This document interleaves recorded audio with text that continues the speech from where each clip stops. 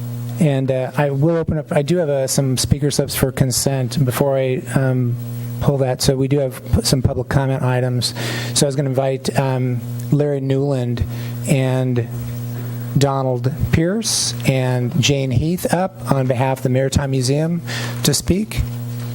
Good evening, Mayor, City Council, Larry Newland, Morro Bay Maritime Museum Group. I'm going to keep my comments to about 20 seconds. I'm just going to be here long enough to introduce Donnie Pierce and folks from the Morro Bay Historic Society and one of our other board members to speak a little bit. And we're just very excited that we're almost there. We're almost ready to pull our permit, and just wanted to thank everybody for cooperating so much. But anyway, great, Larry. Thanks. Jane? All right. Thank you so much for this opportunity. I'm Jane Heath. I'm a Morro Bay resident, and I'm also the Vice President for Development for the Morro Bay Maritime Museum Association. Item A4 recommends approval of the license agreement allowing the dream of a maritime museum in Morro Bay to come true. The museum's all-volunteer board appreciates the responsibility of being entrusted with city property to build this museum. The shared vision for this site is a place to learn about maritime history, but it's also the northern anchor for public enjoyment of the Embarcadero, including picnic sites and other attractions for use even when the museum is closed. We are proud to collaborate with the Salinan Tribe of Native Americans and the Morro Bay Historical Society to provide relevant and substantial local historical content. Ladies and gentlemen, we are building a museum. Over 100 volunteers are waiting to train and staff the Interpretive Center. We have the money, the building department has our plans, and with your approval tonight, we will have permission to make the Triangle Lot a place that all residents can be proud of. Thank you to your staff, the citizens of Morro Bay, and in particular, Mr. Pannoni and Mr. Endersby, who worked with us to get to this place tonight, for this once-in-a-lifetime opportunity to create a legacy project. And I'd just like to introduce Don from the Salinan Tribe. He has a few words for you. Welcome, Don. Mr. Mayor, council members, I'm honored to be here tonight representing the Salinan Tribe. I'd like to thank you for your compassion, respect, and understanding in handling the sacred Eagle Rock area to start off with. People come to Morro Bay and they will leave. Businesses come and go, so on and so forth. But we have never left. The Salinan people have never left. Our heritage runs deep. It's in the soil, the water, the roots, and the trees. It's in the air. We're a proud and respectful people that have found a friendship in the leadership of this beautiful city.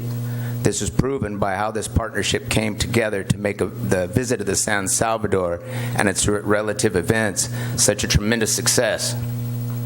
It brought happiness to so many people, young and old. The Salinan Tribe is so excited about the future Maritime Museum, nature walks, the Salinan Cultural Site. We are looking forward to working with the leadership of this city to make all these wonderful things come to fruition, helping in any way we can, and in the process educating so many in the diverse, creative, and loving nature of the Salinan people, this wonderful city and its residents. Thank you. Thank you. Thanks very much. And with that, that'll conclude our public comment for consent and any items to be pulled. My left. So I'll take a motion to approve the consent agenda. So move. We have a motion. We have a motion and a second. Motion by Mr. Heading, second by Ms. McPherson. Any discussion? All in favor say aye. Aye. Opposed? None. Motion carries 5-0. Now we can move on to item C1. Item C1 is adoption of resolution number 5117, appointing a plan commissioner, Joseph Ingrafia, to the General Plan Advisory Committee, GPAC. And Mr. Graham? Thank you, Mayor Irons, members of council. As was stated, this item is a recommendation for appointment of Joseph Ingrafia, who is a member of your Planning Commission, to the General Plan Advisory Committee.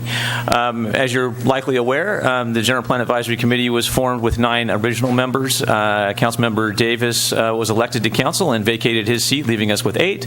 And then more recently, Robert Teft resigned from both the Planning Commission and General Plan Advisory Committee, leaving us with 7.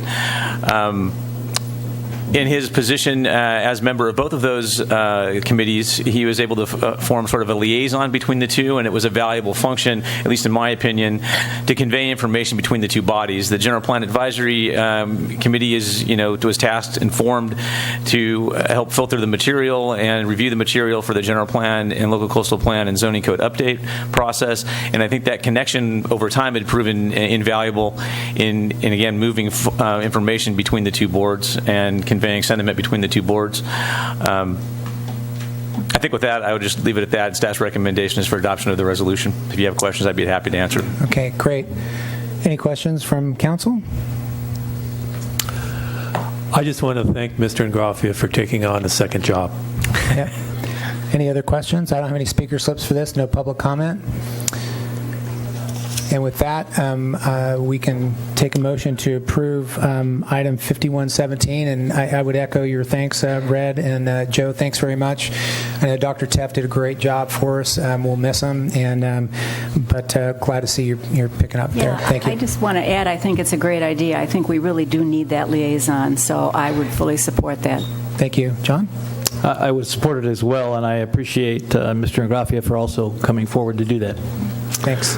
So with that, I'll make a motion. I would make a motion to adopt resolution number 51-17 to appoint Joseph Ingraffia to the General Plan Advisory Committee, GPAC, to serve as liaison between the Planning Commission and GPAC. Second. We have a motion and a second. Motion by Mr. Heading, second by Ms. McPherson. Any further discussion? Seeing none, all in favor say aye. Aye. Opposed? None. Motion carries 5-0. That moves us on to the item for tonight. And so I think we're still counting speaker slips. So maybe we'll just take a 3-minute recess and kind of organize speaker slips and figure out how that's going to work, and then we'll come right back.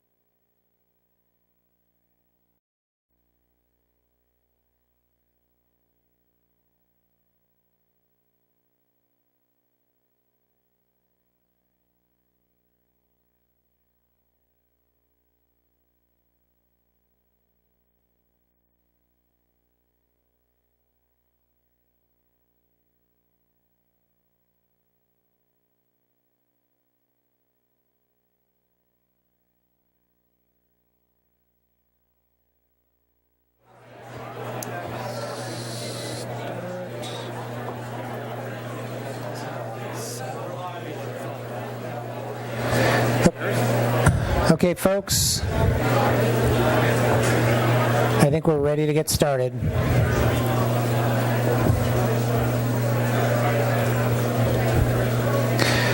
All right, folks, the next item on the agenda, Water Reclamation Facility Program update. Just so you know, the number of speaker slips we have, I've got them arranged in 1 minute, 2 minute, and 3 minute. So I'm just going to do it that way. Dana will set the clock for 1 minute, and then once that's done, we'll start on the 2 minute, and then we'll start on the 3 minute public comment. We have about 2 hours of public comment. This is where I ask, as the timer has ended, I'm asking folks to wind down to complete their remarks so everybody can get through. Likely at about after the hour of public comment, we'll maybe ask to take a recess. I'll kind of poll council and the audience, and then perhaps take another recess. But we've got in order of about 2 hours of public comment, and looks like people are still coming in. So that's what we're doing. And Mr. Mayor, just for the record, the 1 minute, 2 minute, 3 minute wasn't something you decided. It was based on the information on Thanks the card. for clearing it. We have whoever selected the box, 1 minute, 2 minute, 3 minutes. So that's what I've been doing. And with that, we'll open it up for the presentation, and looking for Rob to start us off. Thank you, Mr. Mayor. We're going to start the same way we started the prior session with a little video on to show the prospective sites. We're assisted by a police department, drone pilots in shooting these videos, and it was put together by our city utilities manager, and our city deputy city manager did the video editing for this. And it's just meant to show basically their locations and some views around that area. Not everybody's probably going to get a good view of it. It'll be shown on the big screen over here, and then on the smaller TV, kind of behind the police chief there. It's also available on the city's YouTube channel, so if you want to view it at a later time, you can get to it on the city's YouTube channel. I just pretended I didn't know where it was and Googled Morro Bay Wharf YouTube and was taken right to that video. So without further ado, we'll start that video. It's about 5 minutes long.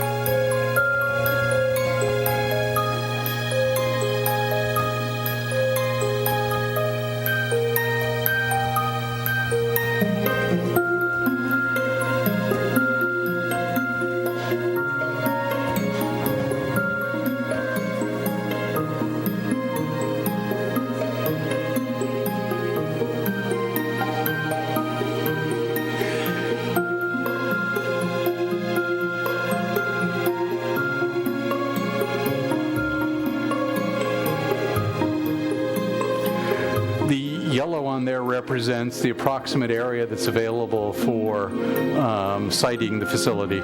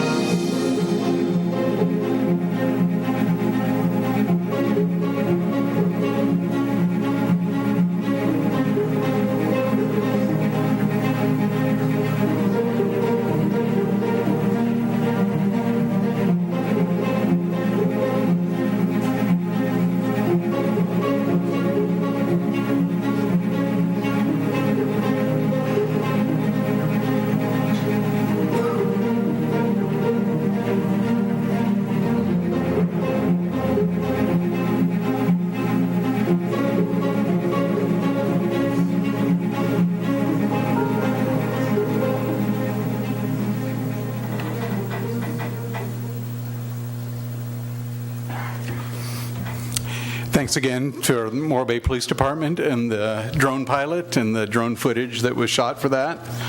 Pardon me, Rob. Was that drone footage by Ikani?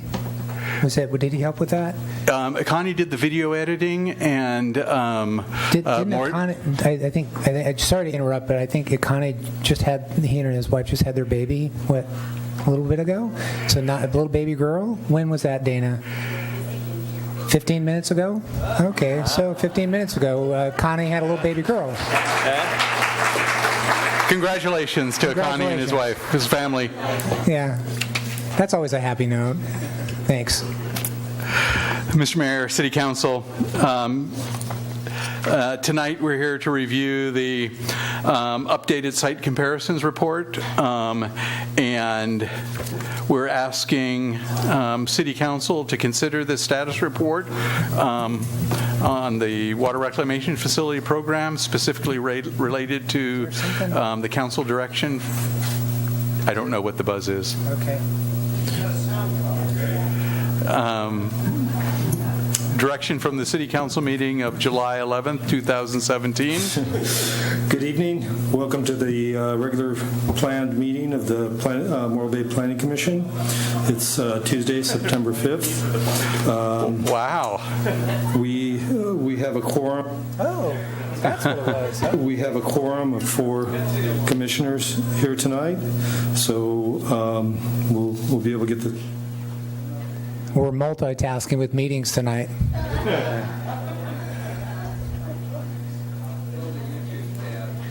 All right. Thanks, Jerry. We didn't intend to have a joint planning commission City Council tonight, so since it wasn't noticed, we'll go back to the regular scheduled program. Okay. We're looking for City Council to consider the status report on the water reclamation facility program, specifically related to the City Council direction from July 11th, 2017. And we're asking the City Council provide direction to staff regarding proceeding with planning and permitting at a preferred site, or conduct additional community outreach and/or provide additional information on one or more sites, or provide any other direction deemed appropriate by a majority of the City Council. Tonight we'll be going through recommendations, the background, the updated sites comparison report, refined cost opinions, an update on outreach efforts, next steps, followed up by Q&A from council, and of course the public comment period. I'm going to turn it over now to Mr. Michael Nunley from NKN and Associates to lead us through the first of the items. Then, following that, Mr. John Rickenbach, his Deputy Project Manager, will come up and give an update on the outreach efforts. Mike, turn it over to you. Thank you, Rob. So one of the points I want to make, project cost is a huge issue for council and for everyone involved with the program. And it's a huge concern and a huge area of focus for us moving forward, whatever site council might select. And cost on a major public works project like this is really a function of time, capital cost, and risk. So it's important to understand those are all related. And we're going to talk a little bit about each one of those in the course of this site report. So to give some background, at the July 11th, 2017 council meeting, the following direction was provided by council to staff. First was to begin discussion with California Coastal Commission and Regional Water Quality Control Board to determine the feasibility of constructing a new water reclamation facility or wastewater treatment plant west of Highway 1 at or near the existing plant site. The other item was staff should begin evaluating costs and feasibility of constructing the full water reclamation facility, including recycled water, at the Giannini site, Righetti site, and the site west of Highway 1 at or near the existing plant, and then report back within 60 days. Next bullet was to direct staff to report on the RFP process for a design build project. We came in and talked about that process on August 8th with input and guidance from the city attorney. and then evaluate all the outreach options and prepare for further discussions with the community on the results of the City Council requested items and return to Council with a recommended process. So the updated site comparison report and the presentation we'll talk about tonight will touch on outreach at the end. So the updated site comparison report, we examined potential water reclamation facility sites based on council direction. And we took a second look at South Bay Boulevard with the information we have from the peer review and some of the input there. We looked at the Rigetti, Giannini, Hanson, and the Dynegy Tank Farm sites. And we've gotten significant information just since July on that really helped inform the project. One was we had 2 letters from Coastal Commission that provided their input and our staff's input and the Deputy Director, Dan Carl's input on the site selection process that the council's going through. And then we also, as I mentioned, had the peer review panel input. So this comparison was based on capital costs, operating costs, regulatory challenges, potential constraints, and potential opportunities. So the first site, South Bay Boulevard, the key constraints are relatively higher cost compared to the other options. It's farther from most of the reclamation opportunities, farther from the city's existing wastewater collection system. And that distance results in higher cost for the project because of the higher cost for pipelines. Key opportunities, we could lower risk with this selection due to the ability to control time and control costs because the permitting strategy won't be as complicated. And cost control, we know a lot about the site. Not having some of the unknowns we might have at some of the sites west of 1, not having some of the unknowns from Coastal Commission or other permitting agencies, it really allows us to have a better handle on cost and predict cost. It's far from existing residential uses. The large site provides design flexibility, relatively free of Coastal Commission resource concerns. The site acquisition is straightforward, and the city is in an MOU now with the property owner. There's potential for land conservation in the unused parts of the property.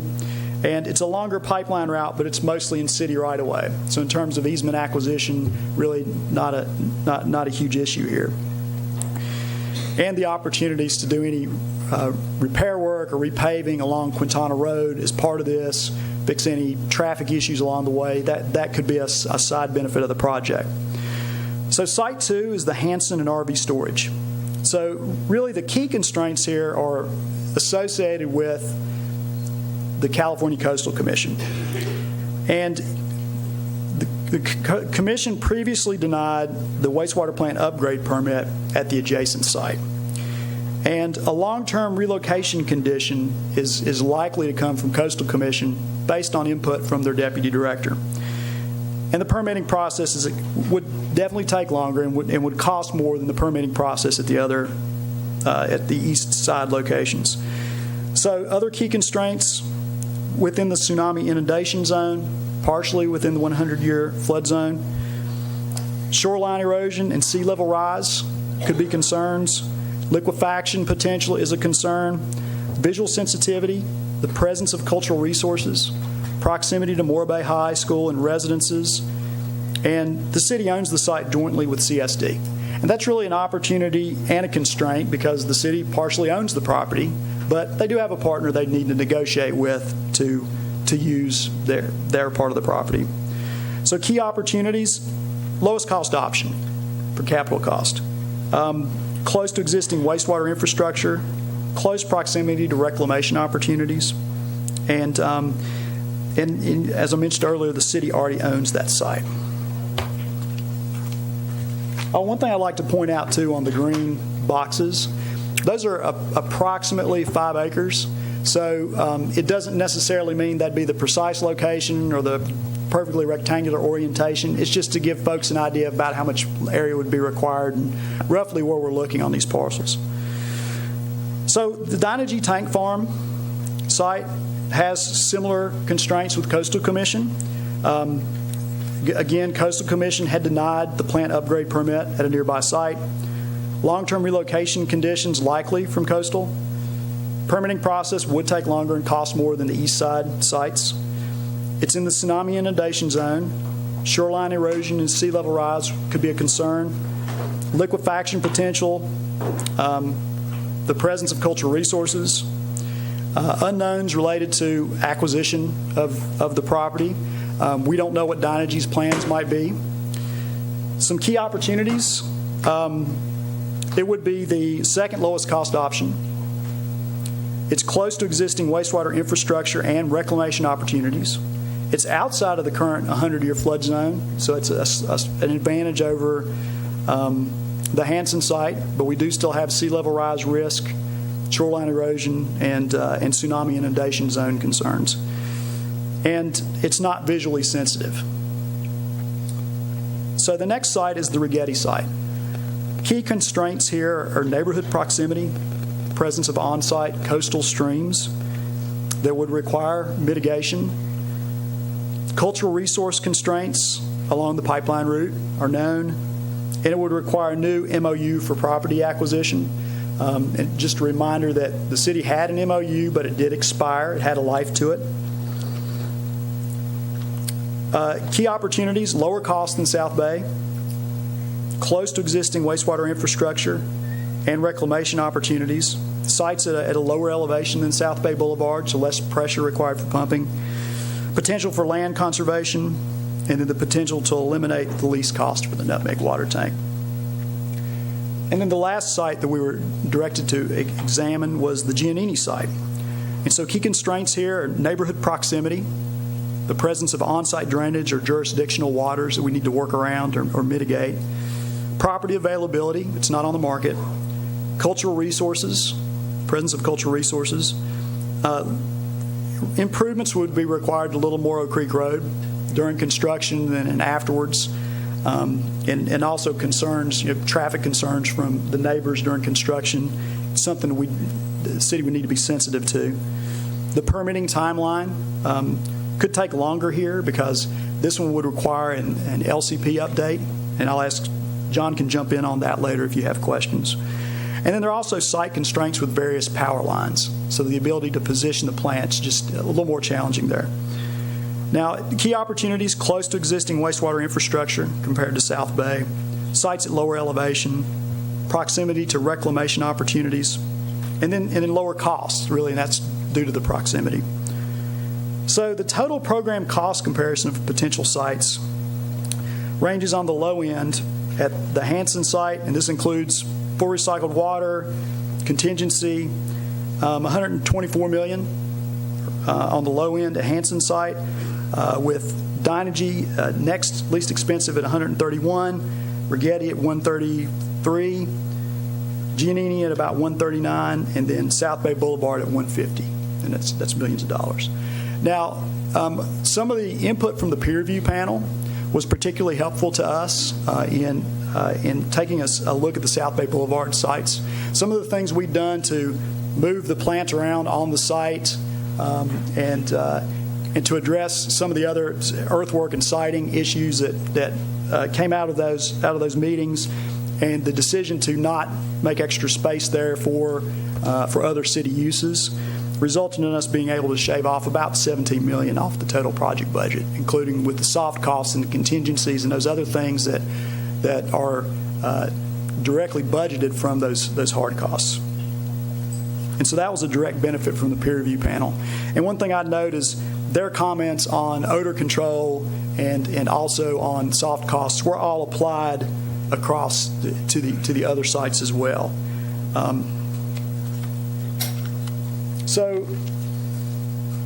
So key findings, and really there are three categories or factors in a successful project: cost, permitting, and timing. And they're all related. Timely selection is needed because time is money, and you need to meet your 5-year goal and also meet direction from Regional Water Quality Control Board to build this plant. You want to avoid jeopardizing the potential WIFIA funding source, and that could drive up costs significantly. and minimize cost increases through inflation, just as we can, as time goes on. The WIFIA loan is low interest funding for up to 49% of the project, and that results in a significant cost savings. If you had to go out to bond funding, that'd be, the rate study consultant had estimated 5% would be a good assumption on rate for that. And with the WIFIA program, it's a 35-year loan as opposed to a 20 or 30-year loan, and it's at 2.67%. So it has a significant impact to keep rates lower. Sufficient CEQA analysis is going to be required for EPA to complete the NEPA process. That's their federal environmental process. And we really need to have a draft CEQA, a draft EIR ready by July when we submit the application in order for them to have enough information to do their environmental work. And also, full reclamation will be required for that program. That's one of the reasons the cities was one of 11 that was selected from a pool of 40 agencies that applied across the country, is because of the reclamation component. So some key findings related to cost: range of capital at the 5 sites, 125 to 150 million. Lowest to highest, Hanson to South Bay. Lowest cost east of Highway 1, if you look at that as a demarcation, is Rigetti. The main difference for the difference in costs is really the distance in the pipelines and then the size of the lift station. Long-term operation and maintenance costs relatively similar among the sites. Because you need to have large diameter pipelines to move peak hour flows up to the plant site, at average flows, there's not a lot of friction loss in those pipes. So the power cost is not a huge factor. It was around a range of about $40,000 across the different site options, in an O&M estimate of about $3.7 million annual cost. The extended permitting time frame anywhere is going to increase costs. So permitting, a letter's been received from the Coastal Commission's Deputy Director, Dan Carl. That was September 22nd. And some of the input here is from them in our own analysis. The most straightforward permitting path, while it's the most capital cost at this time, South Bay Boulevard. The next most straightforward is Rigetti, although neighborhood concerns have been expressed in the past. The most uncertain permitting path really is the Hanson site and the Dynegy tank farm. And that's because of coastal issues, and Coastal Commission staff estimates permitting could take 24 months. It's a significant project impact. Unknown conditions there could increase cost. So we haven't accounted for if they wanted to do some type of rock armament along a levee or something like that. None of that's accounted for here because it's speculative. We don't know what that requirement might be. And permitting delay or denial could jeopardize that WIFIA loan. It requires an amendment to the city's LCP as well. So that process also needs to be followed. So in terms of timing, shortest time frame is South Bay Boulevard, primarily because it has the fewest regulatory obstacles, has the clearest permitting path. Most of the technical work's been completed at that site compared to the others.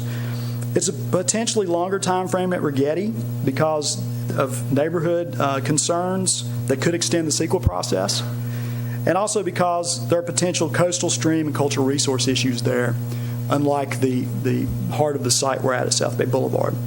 So the most uncertain time frame again is the Hanson and Dynegy sites.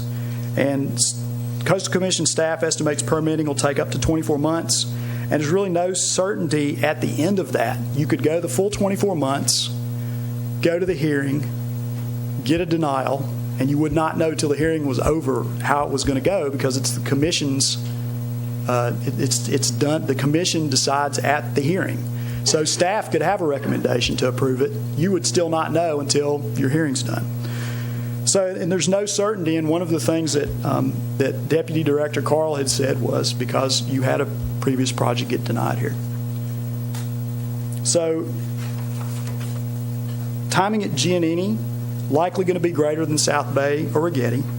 It would require an amendment to the city's LCP.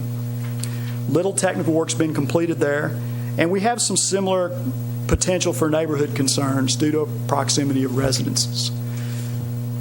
So it's really a priority for all of us, I know for council, staff, and us, to reduce costs on the program. And first, in terms of time, we need to move quickly. That reduces costs. Reduce permitting risk. Reduce capital costs through the design-build process. Use that process, lay out a level playing field, get the design builders to compete with each other to get the best project in terms of life cycle cost, capital cost, and quality, all the things that you care about. Implement the peer review recommendations, which we've already done with some of the estimates. And then pursue grants and low-interest loans. So the loans you're pursuing currently are the WIFIA loan at 2.6% and the SRF construction loan. You've already been awarded an SRF planning loan. And those rates are currently at 1.8%. So between those two, that represents a significant rate savings to the ratepayer if you get those loans. In terms of grants, there are two where we've been in contact with the funding agency early to talk to them about our project. First is the U.S. Bureau of Reclamation's WaterSmart grant program. They'll award up to $20 million for a recycled water project, or 20% of your project. It caps at $20 million. And then loan forgiveness from the State Revolving Fund's Green Project Reserve and their water recycling programs. And between the two, you can get loan forgiveness of $4 million. Now, there are other loan and grant programs out there. Grants are very competitive. When you put a rate analysis together, a rate study, you cannot assume you're going to get grants. You have to assume that the project's fully financed. And then you pursue the grants after you get your environmental work done and you're truly shovel ready. So we've been in discussion with staff at both those programs. As it stands now, the project's in excellent condition to compete favorably for those. And having that WIFIA loan, the idea that you competed with 40 other communities across the country for that loan program is a pretty big deal. This means this is a highly competitive project. That helps you with costs. So in terms of next steps, the next steps would be for, ultimately for City Council to select a site. The rate study expert needs to update the April 2017 draft rate study with whatever that decision is. The updated draft rate study must be circulated, Proposition 218 protest hearing scheduled. The release of the RFQ for the design builders will happen as well soon after. And then we'll release the draft EIR followed by certification. Now, the schedule on those activities will depend on the site you select. If it's South Bay Boulevard, it's the 6 to 8 month time frame to get all those done. If it's one of the others, it's 2 years to get to the coastal development permit hearing. So the schedule is going to be dictated by the site selection. So at this point, I'm going to turn it over to John and ask him to talk about next steps regarding community outreach. Mr. Mayor, if I may just make a comment, just for the record. It's important wording that we use, and I know we've, in the staff report, are saying site selection, but that's not what would be happening. What you'd be doing is picking a preferred site, as you've done already with the South Bay site, because you don't have an EIR yet. You can't actually say this is the site we're going to buy and this is what we're going to pay for it until the EIR is done. Thank you. Thanks. Thank you, Mr. Just Mayor. real quick, I know I'm still kind of looking for chairs for some people standing in the back. If you can just raise hand if you have an empty seat next to you for people standing that can help those people in the back that are standing that want to sit. Maybe they can help them. I just want to make sure people can sit down. And we also have a couple of these softer chairs up here for some folks. All right, thanks, John. Okay. Thank you, Mr. Mayor, members of the council. What I'd like to do is walk you through the response to your inquiry about, okay, what do we do next on outreach, depending on what happens here. And it's a good segue from what Mike said. So much depends on the site selection, or as the city attorney correctly said, it's really site selection to move forward through the process, through the EIR. Maybe I'll start with the end first. At the end of the day, you don't approve the project till you get through the EIR process, which means a draft EIR and a final EIR. You use that as the information and the public record on which to base a decision there. And that's one of the things that relates to one of the issues in outreach related to the design-build procurement process. One of the issues you might run into here, there's been some input from various members of the public that, why can't we just go out to bid now? Wouldn't that be the way to go? And that is a way to go. One of the issues there is a lot of potential bidders, very qualified consultants, won't do that. They won't do that because you don't have a project yet well enough defined, or at a location that's defined, or an environmental document that describes what those impacts and mitigations might be that you'd have to design for. So a lot of bidders will stay out of the process if you were to go out early in that.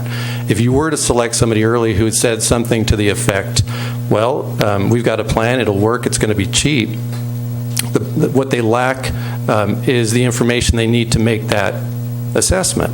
You need to go through the process to understand what it is you're up against. And if you're up against that and you have a consultant in-house to do the design, they'll say, well, if we have to do this mitigation, that raises the cost here. And if we have to do this a little differently, it raises the cost there. But you lack the control to control consultant selection at that point. If all the information's out there and you have a bid process that consultants compete on a level playing field, they compete against each other to drive costs down. That's the nature of why we want to go forward on that. And that's an important part of outreach. So I want to start with that. But there's other things that happen first. There was a desire to consider revisiting project goals based on some of the things that we've gone through over time. And of course, the goals as they are now are what everything's been based on, whether that's tertiary treated water, reclamation, and so forth. You could revisit those goals in sort of a formal process, but as we discussed at the workshop this afternoon a little bit, you've sort of been refining those goals along the way to some extent. For example, composting, which was an early goal, early on was determined not to be so feasible for financially feasible or desirable, and so that's sort of fallen by the wayside a bit. You also talked about the corp yard and other ancillary facilities, which are still goals potentially, but right now we're not focused on those. So if you want to go through that formal process, you can. That does take some time. So that would be something you'd want to do earlier than later if you want to go down that path. Then there's different avenues of outreach, both formal and informal. We've been informally consulting with different regulatory agencies along the way. You see some of the product of that in this report from Coastal Commission. And also, this is important, there's other regulatory agencies through which we may need to do permitting depending on the site. This is why the site's so important. For example, if the site were to be either Rigetti or South Bay Boulevard, those two sites are in the county. We've been in discussions with the county. The reason for that is it's actually counterintuitive, but it is true that permitting is more straightforward on a project that's not in the city. If it's in the county's LCP right now allows for these kind of facilities to be built in many places, including ag lands, because they recognize in the county that's what they have a lot of. And so they've been down that road with, for example, with Cayucas. That's how they're permitting their project, which is underway to a large extent, or at least in the permitting side. That's all been down the path a bit farther than here. So we know through the county, and they've been at the staff level encouraging, saying, yeah, we'll go down that path with you. And we've talked with Coastal Commission about that, and they said, no, that's a path we would encourage as well. So we know the permitting process on both South Bay and Rigetti pretty well. We also know that that's a path that's different than the other three sites. So again, the outreach on the agency outreach is a little different depending on the site. The sites in the city are a little different. Giannini would require an LCP amendment of the city's LCP because there's no provision for such a facility there. The two other sites, Hanson would certainly require an LCP amendment. Dynegy, there's the potential it wouldn't. The question there is going to be a function of the city's ongoing LCP update process. And what the Coastal Commission has told us, and this is important, is they'd like to separate, if it goes to a city site, the LCP update process for this project from the overall citywide LCP amendment process. And the reason for that, part of it is to benefit the city. If this process was tied up in the city's overall process, it may actually bog that down to some extent. So by separating them, it makes it a little simpler that way. On the other hand, because there's an ongoing city LCP process, the timing of an amendment to a process that's being amended right now becomes a little tricky. So that becomes an issue we'd have to really work closely with Coastal Commission on for any of the city sites to move forward in that way. And that includes even at Dynegy, because if there's an LCP amendment to address potential coastal development there that isn't a wastewater plant, then we'd be in a position to have to deal with that change for a site. But we're not there yet, but again, a bit complicated. Now we have, then there's community outreach as appropriate to address these issues. You know, one of the things we heard in the correspondence for this item was, great, you're doing all this new work on these sites, but every time you go away and start doing work, we don't hear from you very much. And what happens as a result of that is some people wonder what's going on. Groups meet, they do their own research, they meet with certain agency staff, and of course the input they might get might be different than what we get, because agency staff talking to the general public might say things a little differently than they would to the internal team. But we don't know all that for sure. But again, those are things where information becomes bifurcated when there's not ongoing input. Of course, since your direction in July, we did meet with you in August on the 8th to give you an update, and here we are in September. So even though we've met once a month here, there's a lot of information, and of course, lots and lots of interest. That's an understatement on what's going on here. And so people are naturally concerned. So we want to make sure we update the website and provide informational flyers as possible. Again, our goal on the program management side is really to provide accurate, vetted, clear information, and when we don't have it, we don't speculate. We just want to make sure it's accurate. So then another kind of outreach, and this will depend on the site, is property owner outreach. In the case of South Bay Boulevard, we have been working with that owner. We do have an MOU there. We understand that one. Rigetti, we know that property is for sale. We've been in preliminary contact with the realtor there just to see what's going on. We haven't taken it much farther than that. Then, of course, the other sites have their own challenges. The city does have partial ownership in the Hanson site. Dynegy, we have met with them just to understand that process. That's a little more complicated. It's a large company. We met with local representatives, but it's an operation that's out of state. So it becomes a little bit more a little more challenging just to make sure that outreach, if we go there, we have to stay on that. Then there's outreach to neighborhoods, neighbors of whatever site is selected. In the case of South Bay Boulevard, we've done a lot of that already over the past few months. We've talked with representatives at Casa de Flores and also neighbors even across Highway 1, ranchers who are nearby. We understand the issues there. We understand while there are certain concerns, it seems to be a manageable situation. So we get the time risk factors there pretty well, I think. On Rigetti, we've gone down that road. I would anticipate if that's the site selected, we've seen how that played out before. We can anticipate something similar, I would imagine. In the case of Giannini, we do have a neighborhood there similarly proximal to that site compared to Rigetti and that neighborhood, the Nutmeg neighborhood, so that might be an issue there.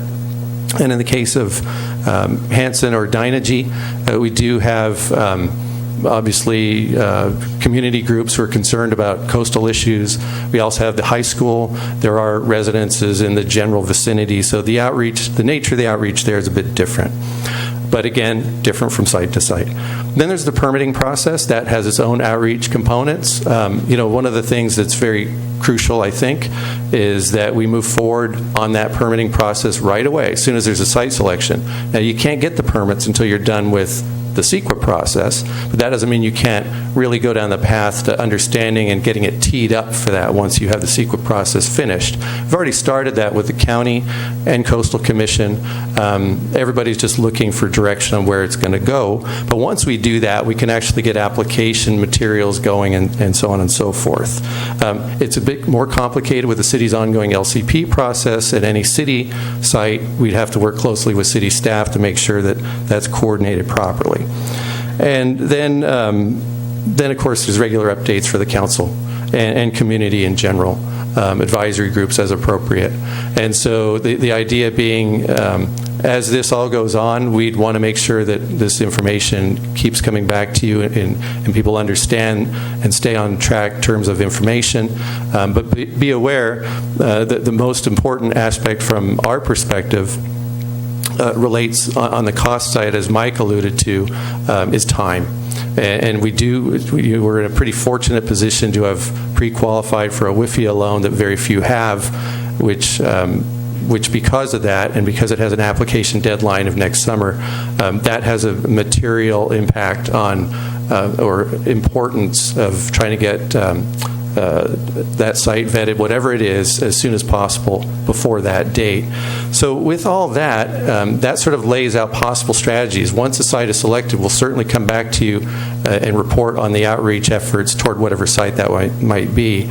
But for now, that's the report at this time. And at this point, I'll hand it back to Rob to conclude the presentation.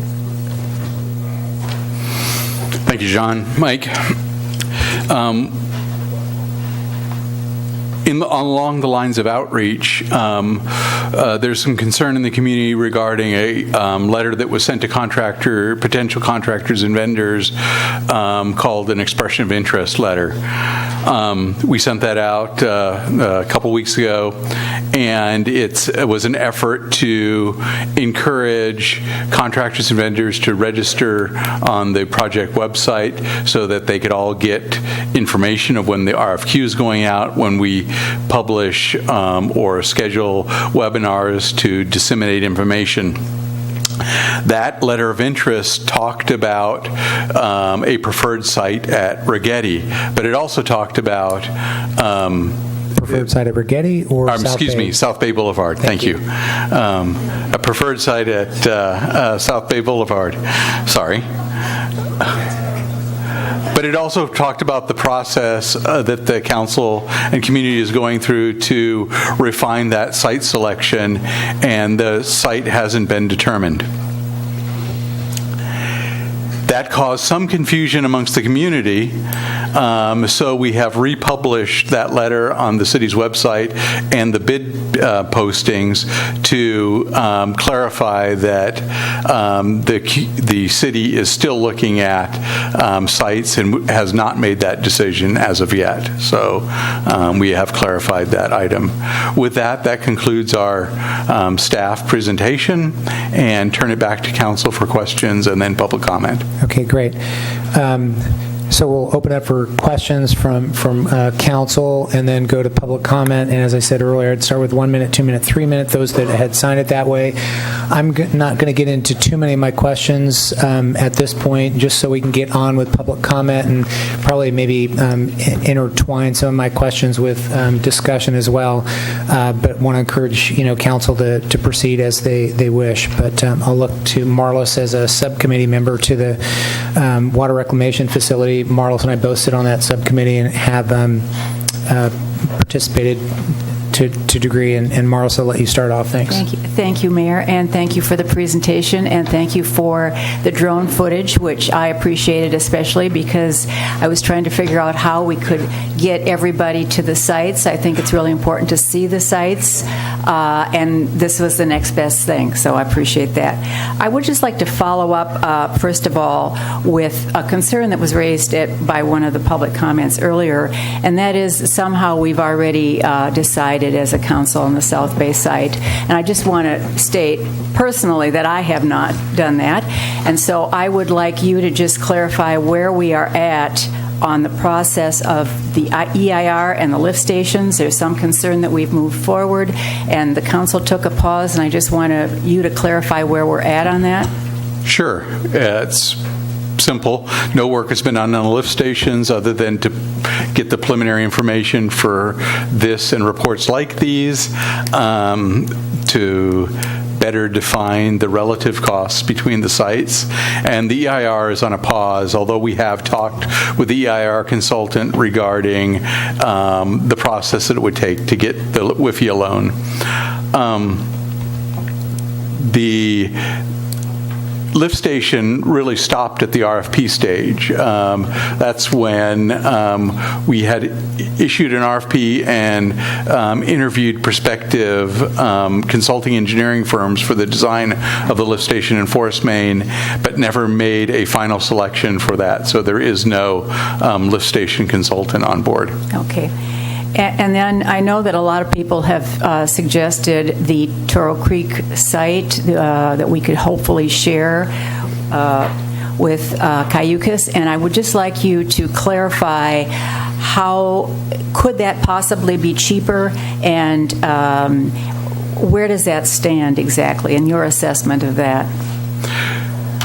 So it's difficult to speak for the entire Cayucas Sanitary District Board. We've heard from that folks have talked to the general manager and one of their board members, but the board has, to the best of our knowledge, has taken no action on the subject, but the board since April 15 has consistently chosen not to participate in developing a joint facility with the city.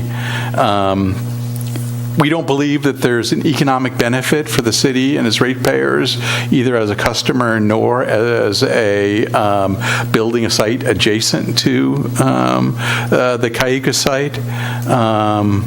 There's additional costs with pipeline.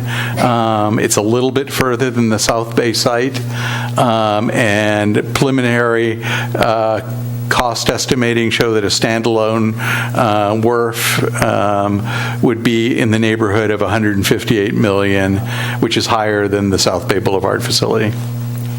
Okay. And can you just, for the benefit of the audience, tell us about the permitting process? What's involved with that? Who do we have to go to? What is the CEQA process? How long does that process take, typically? And especially who's involved and who approves it, et cetera? Sure. It depends a little bit on the site that is selected.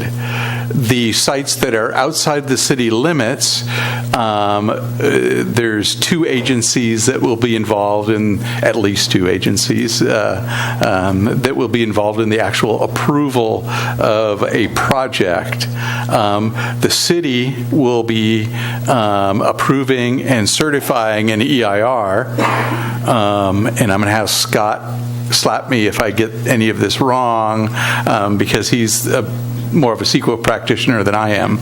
The county will be responsible agency because will be the one issuing the permit in the county. They're the permitting authority there. Permit timeline to run through a permit in the county. I think we saw Cayucas in under 6 months permit their facility in the county.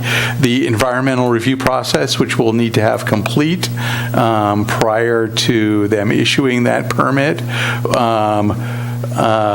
8 months is the bare minimum, we figure, to run the EIR process through to get it completed and meet the requisite public input requirements for that environmental document, get through a couple of hearings, Planning Commission and City Council, and to certify that EIR. There's also agencies, depending on issues with each of the sites, that will weigh into there. When there's coastal streams, not just coastal will weigh in, but also probably will talk with Army Corps of Engineers, California Department of Fish and Wildlife, the Federal Wildlife Service, NOAA Fisheries, multiple agencies. As with any large project like this is a fairly normal. They will be they have received the notice of preparation for the existing site that we're looking at, and would be commenting on that draft environmental document. For the sites that are west of Highway 1, the Coastal Commission will most likely will be the lead agency. They will take authority over the major public works project and be the issuers of the coastal development permit. When we asked the staff how long that process would take, the deputy director turned to me and asked me, how long did it take you the last time we went through this process? And it was 2 years from appeal to hearing. So basically, he confirmed that it's probably an 18-month to 2-year process to get through there. City would be the issuance of the use permit, because we'd be in the city limits for that. And I'm sure it'd be a fairly quick process at the city compared to coastal to get through that use permit process. And in your opinion, would we still qualify for the WIFIA loan if we proposed building the facility in phases? No. Okay.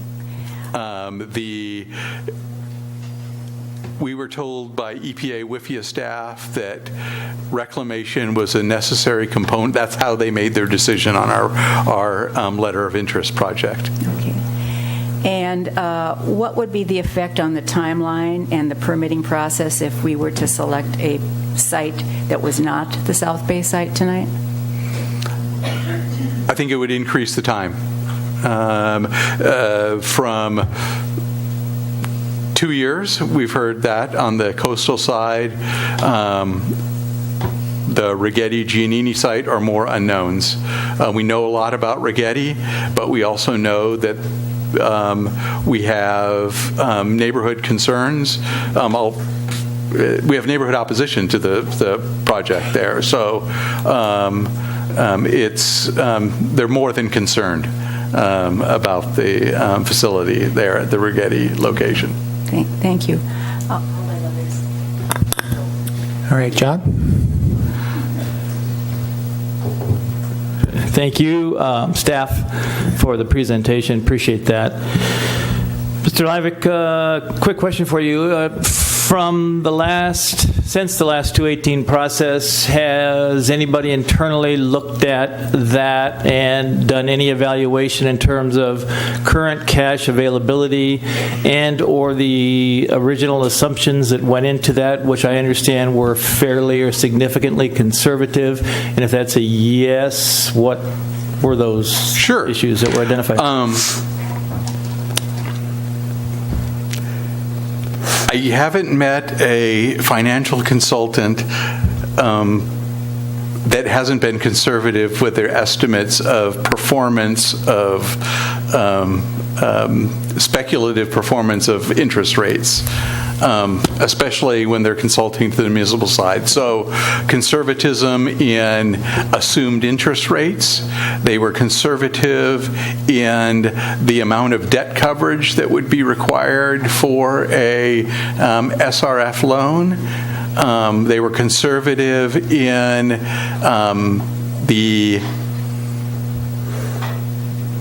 capital cost for maintaining our existing wastewater system, which is baked into the rates also. It's not just the build a new WRF and when we retire that debt, the rates go to zero. We still have to operate, maintain, construct replacement facilities along the way.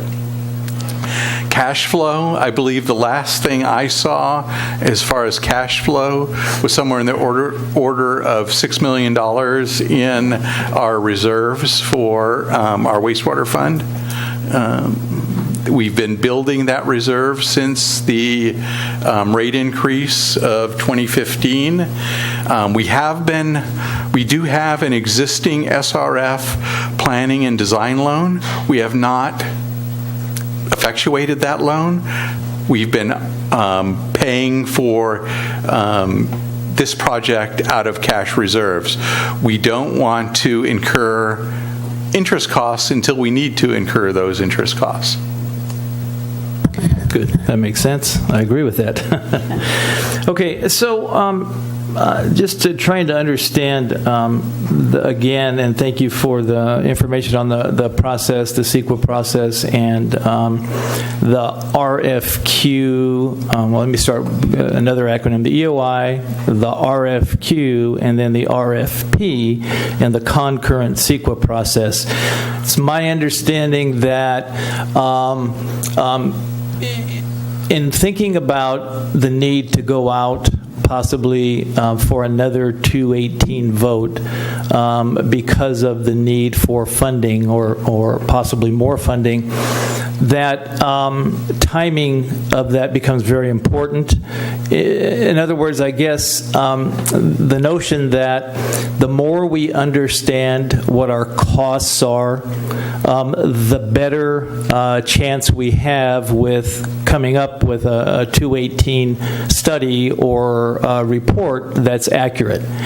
However, in order to do that, if you don't have respondents to an RFQ, you're really using more or less your best guess or supposition or the studies that we have to base the rates on.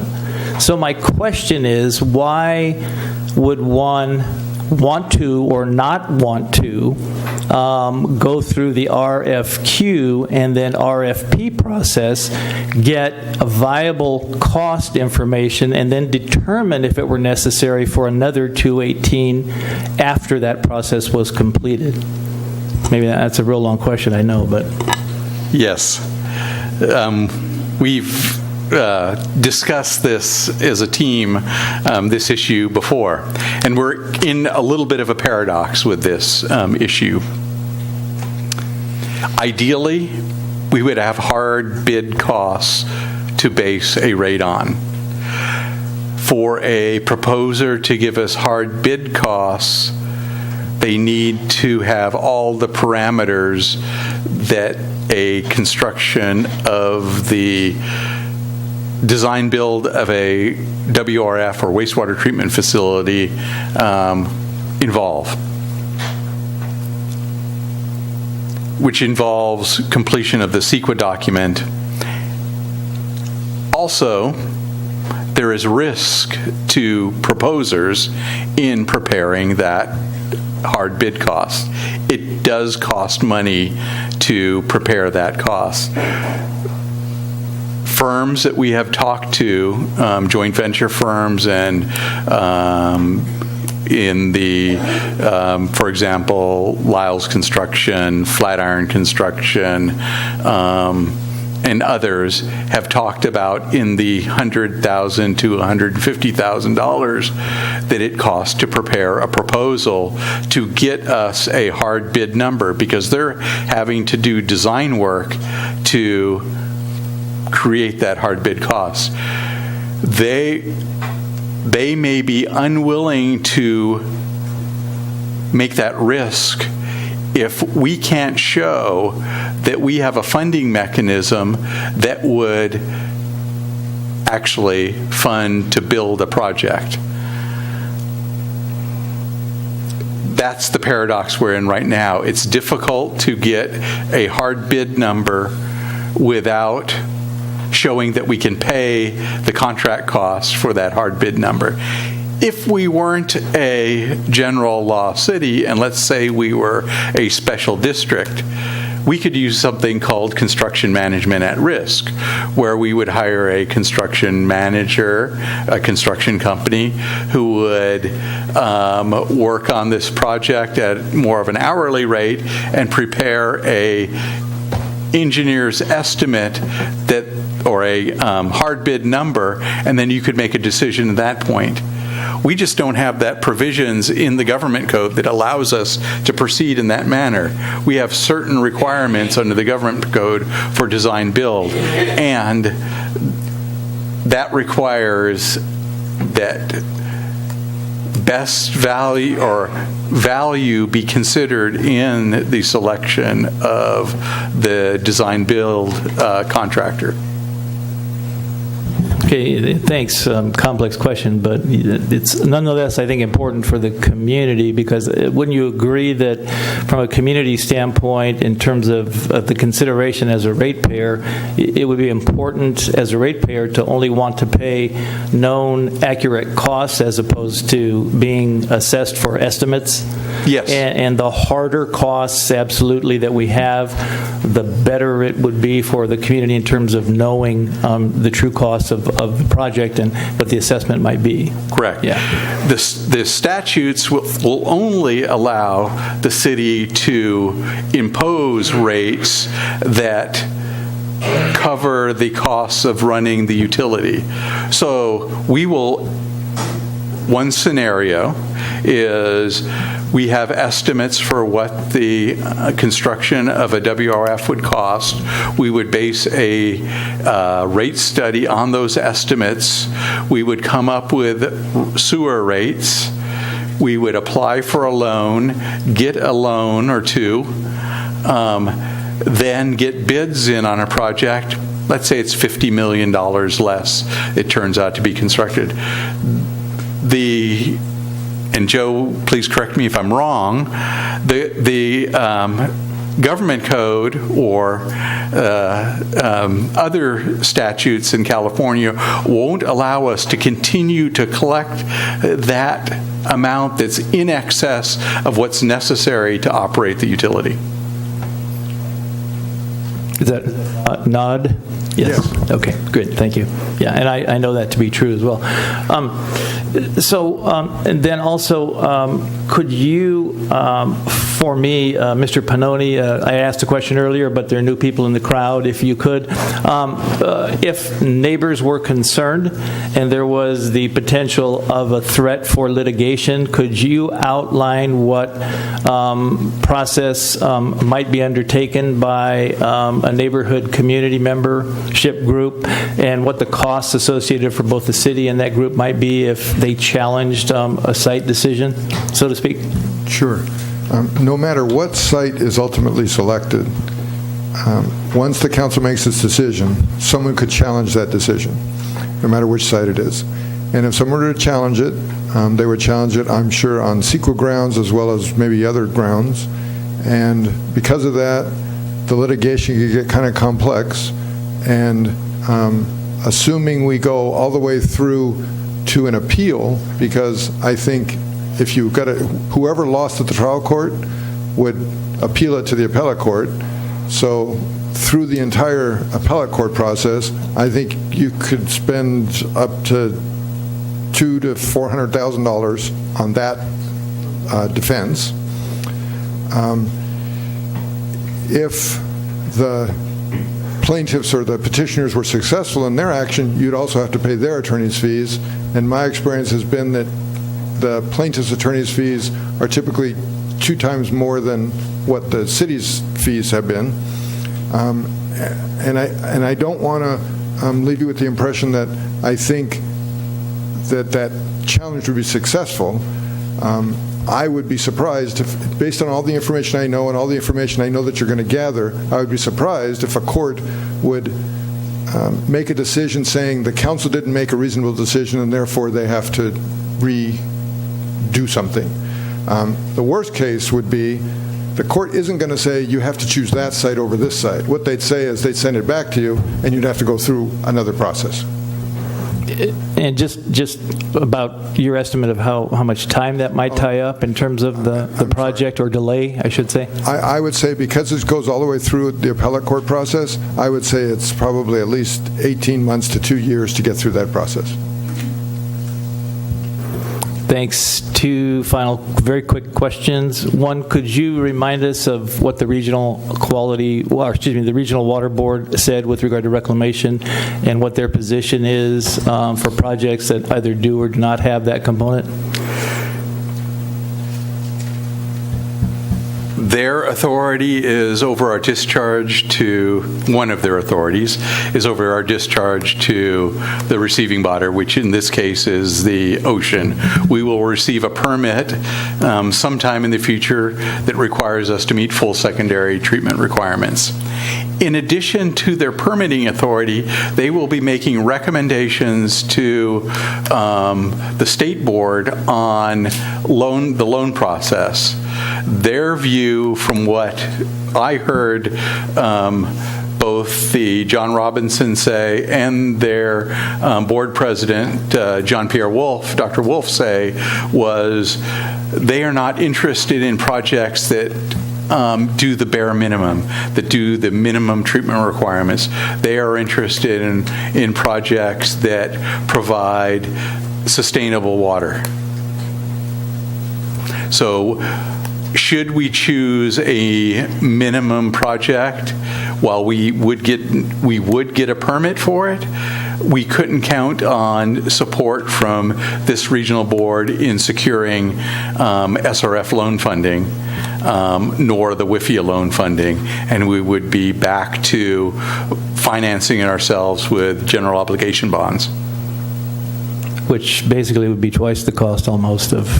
Twice the cost of money. Yeah, twice the cost of money. Okay. Thanks. And last question, very quickly, is with regard to the California Coastal Commission staff. And, of course, we've read their letter. I understand everything they said, but there is this issue of redundancy and or rebuild after a period of time. I understand that if we did consider a site west of Highway 1, even after 24 months, if we were successful, what we would get would be a temporary approval that would require some kind of mitigation down the line and most likely rebuilding.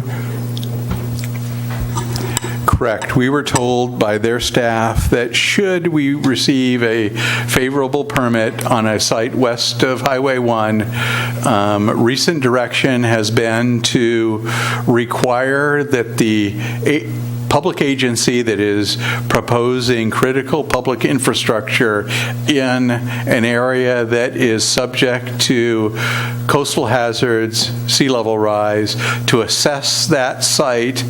And we've seen a project to the south of us, South County Sanitation District in Oceano, that received a condition that they need to assess that site be ready in 30 years to either show that it has to move and they have a plan to move it, or that there is no impact of sea level rise on that site. Staff originally went into a recommendation to their board for only a 10-year permit. The agency successfully argued that they could not provide financing for these upgrades needed to meet their permit requirements with only a 10-year term on a loan. Thanks so much. Appreciate it. Thanks. I'm going to turn it over to Matt, but I just have one question from Councilmember Headings. You said $6 million reserve. Are you talking about reserve, or that's accumulation fund? Sorry, it's sometimes we use those synonymously. Exactly. It's in the accumulation fund. It's money in excess of operating costs that are for capital improvements. Great. Thank you. Matt? Yes, I have a question for Rob, and I do believe Mr. Nunley. I think this is a question I asked earlier, but it's a big one. We can talk about all the different issues and the minutia in these reports over the years, but a lot of folks really just consider the bottom line. And I know when we had our last 218 in 2015, and our rates have gone up, and those rates hadn't gone up for 20 years, and that concerned people. Now we have this going on. So in terms of understanding our rates and understanding our rates going forward, if whatever site of the 5 sites that we're talking about tonight, could you talk about what the percentage of the WIFIA loan at 2.6, I think, % versus a conventional bond? What would that do to a person's monthly rates?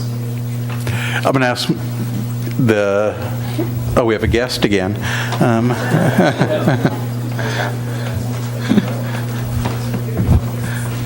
and we're going to bring up an illustrative slide, and Mike is going to talk about this. Sure.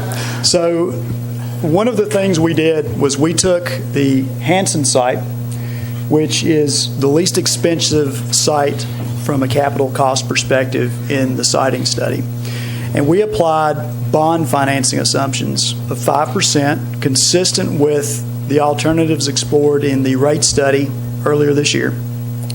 When you apply that to the Hanson site, then you wind up at a combined cost that's about $15 higher than the rate we were looking at for South Bay Boulevard back in April. So Hanson's with bond financing, $15 higher than South Bay Boulevard with SRF and WIFIA. Okay, and that's a huge impact.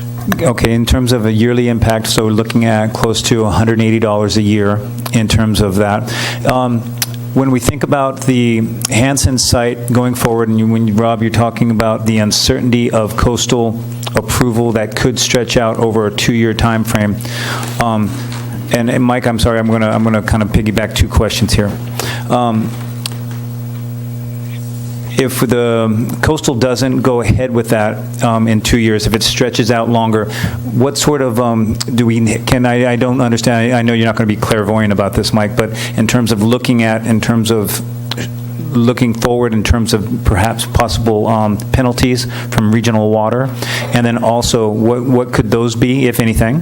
And then also, Mike, if you could talk about, do these WIFIA loans come around often? Sure, and I'll tackle the regional board question, and I'll ask Rob to jump in if he'd like to. So if regional board has the ability to charge fines to an agency based on the amount of money they save not making improvements. So in other words, instead of just fining you based on $3,000 per violation per day for not meeting your permit limits, they can say, well, you saved $100 and some odd million by not relocating your plant. Therefore, they can assess you a fine anywhere up to that amount if they determine that that you have had financial gain from not acting on something that you need to do. So that's one. So it is a very broad ability that they have, and that's something that in discussions we had with regional board that they brought up, is they're not just tied to dollars per violation for something like that. And so the other question on the WIFIA loan. So this is the first issuance of the WIFIA program. It's brand new, and we do not know when it would come around again. The State Revolving Fund program comes around every year, but one of the challenges with the State Revolving Loan program right now is it has a short-term cash shortfall because so many agencies borrowed money the last couple of years. So it's very competitive now. Having the WIFIA loan helps us compete for that SRF money. And that's something the SRF program folks have said, is that will help us in the scoring or ranking. So we don't know if WIFIA will come around again. We don't know what the cycle will be on that. But it's a great opportunity to be one of the 11 agencies selected across the country now. I just want to add to what Mike said. He started with the second half of the regional board's penalty structure. That's more discretionary than the first part of it.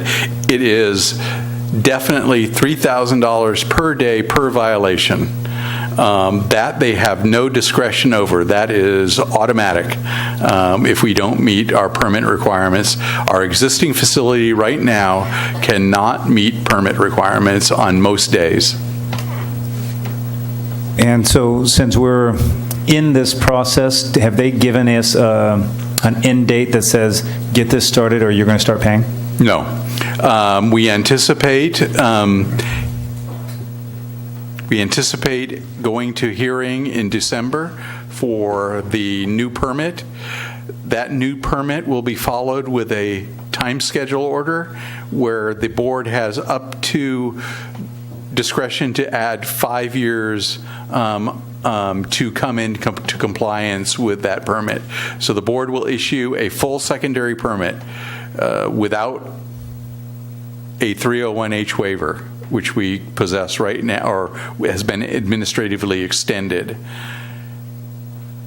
This next permit cycle will allow us up to 5 years to come in compliance with a permit. As Dr. Wolf said, it's up to 5 years. They don't have to give us 5 years on that permit time schedule order. Okay. Mike, this is a question for you. In terms of the EPA recycled water component, are those costs, I mean, I guess they're different at each site because of the piping realities from South Bay to Rigetti to get the water back to where we would be injecting it, correct? Yes. Part of what's reflected in those differences in cost opinions are the costs to bring the recycled water back to the injection locations in the Moore Valley. And in terms of the different sites, Hanson, South Bay, Rigetti, Giannini, could you explain the difference in price with the various lift stations that would be needed? Sure. So the range of lift station costs that we looked at in the report were anywhere from around $1 million in the construction cost for the Hanson property up to about $4 million for South Bay for just the lift station cost. That's the capital cost. And now the power costs we talked about earlier. Power cost is not a huge difference among those sites. The ongoing O&M is not a huge difference. Got it. Okay, and then my last question. In terms of the LCP for Hanson, Giannini, you explained that because those are inside city limits, that would change the time frame of those LCPs. With those LCPs, I guess with those LCPs for those two sites, they would not fit within our time constraints for the WIFI alone. We'll ask John to talk about the LCP. Yeah, it's a little bit uncertain right now, but I can say that it's less likely to fit within that time frame, because what you'd have to do, you'd first have to consider that the city's undergoing its LCP update right now in a slightly different context. So we'd have to run concurrent processes with Coastal to get that to happen. In all likelihood, I would say it seems doubtful. That's the best I can say. Okay, and I guess, John, I think you were talking earlier about the Little Morrow Creek Road upgrades for the Giannini site. Do you have any idea what those would cost? I don't. Rob may or Mike might. We'd estimated that the cost for the access road and the utility, or the cost for Little Morrow Creek Road upgrade and utilities would be around $2.5 million, somewhere in that neighborhood. Councilman Heading, I have a favor to ask you. Earlier, when we were speaking about these different percentage rates and talking about what they would do to the monthly rates, I wanted to know the concrete per month cost to the ratepayer. But Mr. Heading, you had an explanation, I don't know if you mind repeating, in terms of the interest paid over the life of the loan and what that would mean to the entire process. Yeah, sure, I'd be happy to, Councilman Makowiecki. These are my numbers, but these are debt service costs on comparing the Hanson site versus the South Bay Boulevard site, so the cost of money, debt service. If we were to go with the moving forward on the Hanson side, and we're delayed 2 years, and I used a 2-year window, we would probably lose WIFIA and or EPA funding possibly state revolving fund funding as well. So the difference would be somewhere between 2.3 versus 5.5%. And in looking at paying 5.5% at the Hanson site for debt service over a period of 30 years, amortized over 30 years, we're looking at a total debt service cost for Hanson of $137 million. And for South Bay Boulevard, it would be $63 million. So the delta on that is about $75 million in increased debt service costs to go to the Hanson site versus the South Bay site because of the arbitrage value difference in the debt service we would have to pay. And when you look at that with regard to ratepayers, and I just used the old rate study to calculate how many ratepayers we had, that's the best number I could find.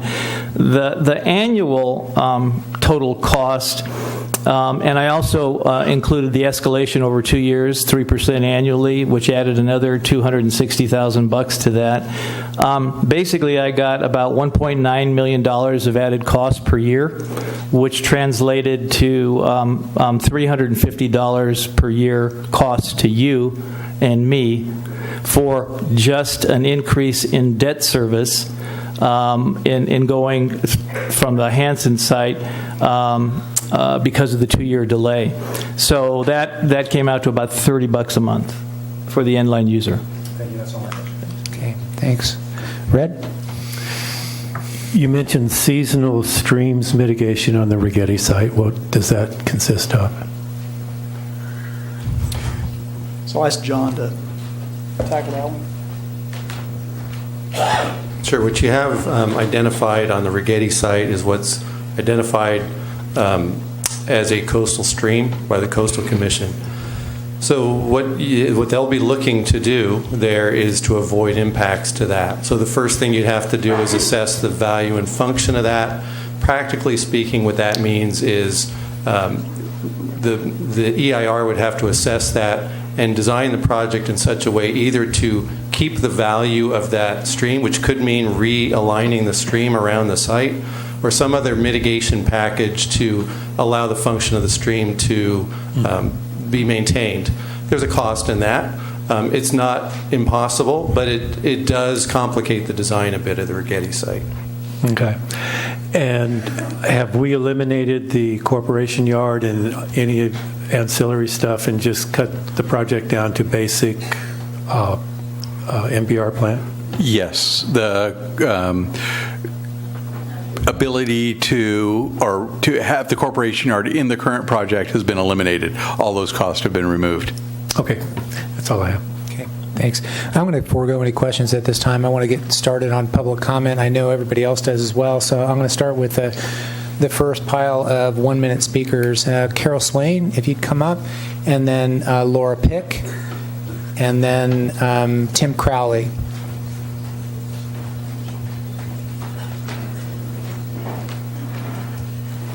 Good evening, staff, council, mayor. My name is Carol Swain. I am a resident of Morro Bay. My thanks to each of you, first of all, for your leadership, your assiduousness, and your patience regarding naming a site, a possible site, for the water reclamation facility.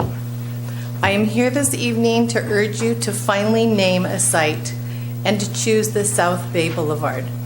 For all the reasons, for the preponderance of evidence that has been outlined here tonight, especially managing a time frame and enabling us to have access to the grants and loans. Let's learn from Los Osos. You campaigned on a platform to lead us through this process. We elected you. Thank you for your service. Thanks, Carol. Laura Pick. Thanks, Laura. And then Tim Crowley, are you here, Tim? Okay, good, thanks. Good evening, Mayor Irons and City Council members and staff. I'm Laura Pick. I live in Morro Bay, and I'm asking you to please choose a side. Pick your poison. So everything is going to have obstacles. After reading the letters from the Coastal Commission, they appeared to be very clear about some of the things that we were facing and a chosen site. So I'm asking you to deny any location west of Highway 1 for the facility. Thank you very much. Thank you, Laura. Tim Crowley and then Tom Harrington.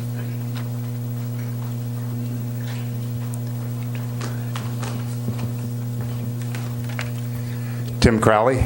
Mr. Mayor, City Council, I spent a lot of time 5 or 6 years ago reading about sewers. I didn't want to, but that was back during the days of McCabe, back when this city was getting played by a player. And the one takeaway I got from all that reading is that the state does not want and will not let us build a new sewer plant on the old site. And they don't sound too happy about us building one next door either. We have already spent millions of dollars and 10 years trying to do that, and we failed. And now people want to try again. And they want to try while the state is spending millions of dollars every year trying to mitigate the effects of climate change. And one of their top priorities is protecting coastal infrastructure, something they probably learned by watching hurricane films. And we need to build a new plant east of the highway, and we need to build it now, because the longer we wait, the more it's going to cost, a lot more than what any of the numbers you're hearing talking about today. Thanks, Tim. Tom Harrington and then Lee Johnson. Tom, are you out there? Lee Johnson? Okay. And then next up would be Alice Kolb.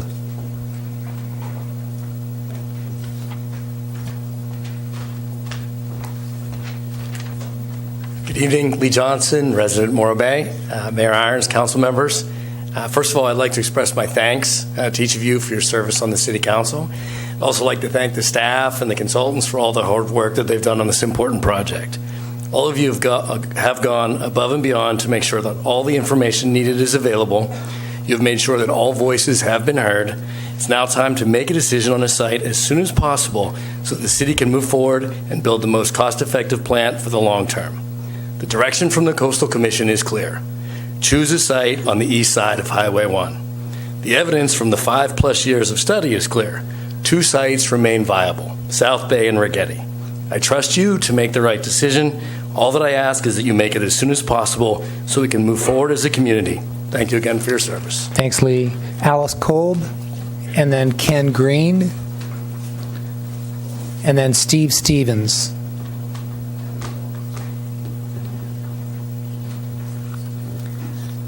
Good evening. I'm Alice Kolb. I'm a resident of Morro Bay, and I'm here tonight speaking with concerns regarding the possibility of the Rigetti Ranch being chosen as the site for the city's wastewater treatment plant.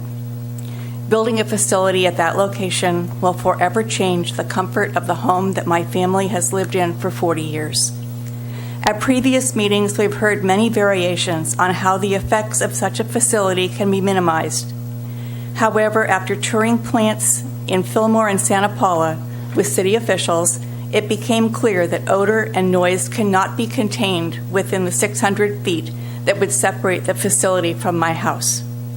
No neighborhood should have to endure the negative impacts of such a facility when there are other locations available. The presence of a WRF at the Rigetti Ranch, no matter how well designed, will adversely affect neighborhoods on Nutmeg and Ponderosa. If the Rigetti site is chosen, there will be a number of public hearings before regulatory agencies, and we will be present at all of them to continue vigorous opposition in whatever form is available. We will not give up, and we will not go away. The WRF should not be in anyone's backyard. Thank you. Thank you. And then Next is Ken Green. Ken Green. Please, if you can refrain from the cat clapping, it allows everybody to speak. It's slowing people down. Thanks. Mayor Irons, council members and staff, Ken Green, resident of Morro Bay. I am speaking for the Citizens for Affordable Living and also for the Huddle. Thank you for all the attention that you're giving to this water treatment project. The issue I'd like to address is tracking expenditures. Regardless of what specific site you choose, millions of our dollars are being used here, yours as well as ours, and a public record of monthly expenditures is absolutely mandatory. I raise this issue because information on city spending has in recent years been very hard to obtain. City spending should be routinely tracked and routinely reported. An ideal time to start this, excuse me, the cat got my larynx, I think. An ideal time to start this practice is with your most expensive project to date, which is the water treatment plant. To accomplish this, Council, please instruct the staff to keep careful records and provide monthly reports of all expenditures associated with the water treatment facility. I understand that there is software available, but there hasn't been the time to train on it. So if training is needed, please authorize it. That expenditure is certainly not great and would repay in the long haul. So in short, tracking and reporting what is spent on the water treatment project are essential for the project's transparency and the public's trust. Thank you. Thanks. Steve Stevens and then Ahmed Qasim. Hi, Steve Stevens. Thank you very much, Council. I believe you have a fiduciary responsibility to deliver the most affordable plant meeting the administrative requirements. We live in a town where by 44% of our citizens are over 55, nearly a quarter over 65, and they cannot afford a bill of $250 to $350 a month. That is the bottom line, and that's what people will react to. In Los Osos, I saw an article that 1 out of 7, 14%, were in delinquency. That's shocking to me, and it's unconscionable that we proceed without taking into consideration how this affects businesses in addition to residences. I mean, we are going to be looking at businesses that are going out of business. We're going to see their employees fired, laid off because they can't afford it. We're going to see people from out of town that choose other cities over Morro Bay. That's the lifeblood. Our tourists are the lifeblood and what brings in money to Morro Bay. One other thing that I just want to note, and I just think it is so important that there be transparency, and it does concern me very much so when you've got citizens advisory groups, boards, that have been canceling 1 out of 4, 2 out of 5 months. That outreach is just very, very important. I appreciate your consideration. Thank you. Thanks, Steve. Ahmed Qasim? Pardon me, Ahmed. I'm not very good on your last name. And then Ken Clark. Thank you, City Council, for allowing me. I am Ahmed Qasim. I am resident of Morro Bay, and I am here to encourage you to make a decision. I don't want to be living in Los Osos problem for the rest of my life. I'm old. So please make a decision, whatever it is.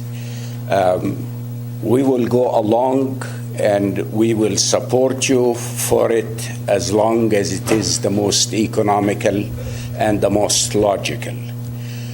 One word in the report that scared me is liquefaction.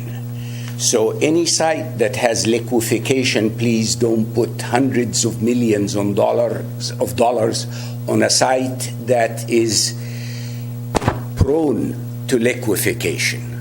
Thank you, and have a good day. Thanks, Ahmed. Ken Clark, Anne Marie. I don't want to butcher your last name, Anne Marie. Good evening, Council and Mr. Mayor. Thank you for the opportunity to be here. I'm with the landing at Morrill Bay, which you may remember is the Breakers. Our group bought it earlier this year, closed it, remodeled it. And if you drive by tomorrow, you'll see our new patio being built where the pool was. But we're concerned about the cost of sewer. Right now, we're paying almost $5 per room per night rented, and we compare it to our properties in San Jose, it's $1.27 per room per night rented. And we're concerned. Joan testified earlier, the motel's $31 million in revenue over 30 years just for sewer alone. So you've got to contain costs and make it happen for people. And I would strongly urge you to consider hiring a project engineer who's had $200 million project experience, and let them guide you in what needs to be done. But if rates keep going up, we pass them to customers. What do customers do? They go to another town where it's not as expensive. And if you're looking at $10 per night per room for sewer, that's expensive. Thank you. Thank you, Anne Marie. Schnetzer. Thank you, Anne Marie. Good and evening. then Barry Brannon. Oh, Barry Brannon, he's gone. Sorry. Good evening. I live in Morrill Bay, but I'm not talking for myself today. I've been asked to read a statement that Jeff Heller prepared, but was not able to attend this meeting because of an emergency. So I will be very fast. The CCC staff are correct in stating that agency approvals are going to be difficult west of Highway 1, but they left the door open to work with the city to see if an approval can be obtained. Does this mean we should abandon the Hanson site, which, if it takes 6 months or more of working with the agencies to find out if they will or will not approve it? No. Why? Because the life cycle cost of a plant at or near the existing plant will save the city millions of dollars over the life of the new plant. These cost savings will be realized not by needing large and expensive pumping stations or new underground piping to and from the remote sites, or paying huge monthly bills for the electrical power needed to keep the pumping station operating 24/7, 365 days a year. Also, by focusing on designing, building, and operating the most affordable plant possible, the city will save millions of dollars in financing costs. I suppose it's Cal already has a rough estimate for a sewer contractor to build a 1 million gallon a day plant at the existing site for $20 million. It's worth spending the time and money to work with the CCC with the hope of getting a permit. We don't want to pay the consultant over $4 million in the fiscal year 17-18 for the time required for these agencies' discussion. The city needs to hire an owner agent at half the hourly rate they are paying the current consultants to work with city and agency staff. The existing consultant can be called upon from time to time by the owner as agent, but only when absolutely necessary. Citizens cannot and will not support another water sewer rate increase. Prop 8-18 vote. This was the statement by Mr. Heller. I still have a few seconds, which I Anne Marie, respectfully, you sent it for 2, and I'm trying to keep everybody going. Thank you. Okay, I thought I had timed me for 1:30 minute, but that's okay. Anne Marie, thank you. Thank you. Bruce Elster, and then Greg Cortez.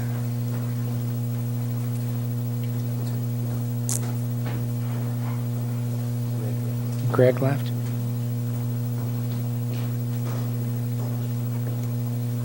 And then following Bruce would be Jacqueline DeMork. Bruce Elster, live and work in Morrill Bay.